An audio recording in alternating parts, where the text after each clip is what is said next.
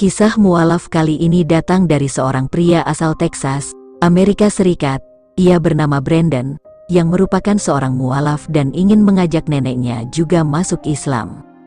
Brandon sudah masuk Islam sejak tahun 2014 silam, dan kemudian ia gencar berdakwah untuk menyebarkan Islam.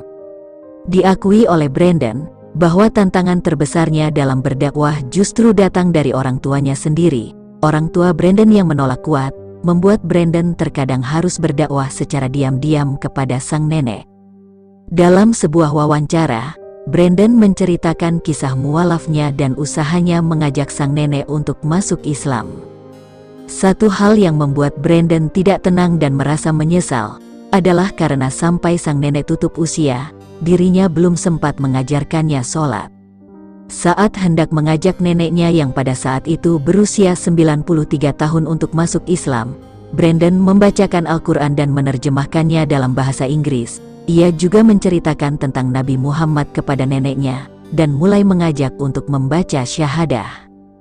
Apakah nenek percaya dengan apa yang saya bacakan barusan, dan Nabi Muhammad adalah Nabi sama seperti Yesus, Musa dan Ibrahim? Tanya Brandon kepada neneknya. Tentu saja, jawab sang nenek dari cerita Brandon. Apa nenek ingin mengambil langkah awal untuk dapat jaminan masuk surga, dan menjadi bagian dari umat Nabi Muhammad dengan berucap syahadah bersama saya? Baik, akan saya lakukan, jawab sang nenek kepada Brandon. Nenek Brandon pun akhirnya bersyahadah dalam bahasa Inggris dan Arab dengan disaksikan oleh istri, anak dan iparnya. Setelah mengucap syahadah, tak lama sang nenek pun meninggal dunia.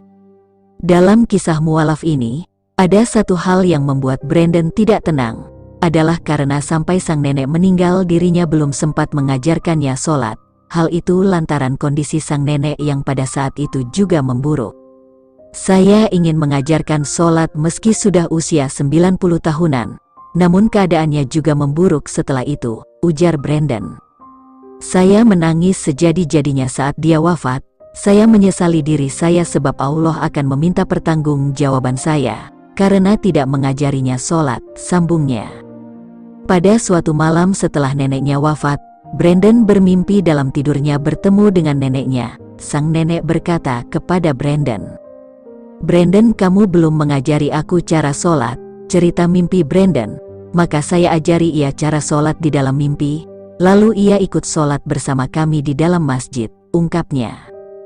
Setelah mendapatkan mimpi yang luar biasa itu, Brandon pun merasa lebih lega dan senang karena sudah bisa mengajari neneknya sholat setelah menjadi seorang muslim. Dirinya percaya bahwa syahadah sang nenek diterima oleh Allah. Bagi saya ini sebuah kabar gembira. Insya Allah syahadahnya diterima, tambahnya. Hati saya sudah bisa tenang. Saya berdoa untuknya. Alhamdulillah, semoga Allah merahmatinya, ungkap Brandon. Sekarang Brandon terlihat cukup aktif menebarkan dakwahnya melalui media sosial pribadinya. Brandon memiliki sebuah channel YouTube The Muslim Cowboy, di mana ia membuat video-video reaksinya mendengarkan surat Al-Quran. Sambilan membuat konten YouTube, ia pun menebarkan kebenaran Islam kepada pengikutnya.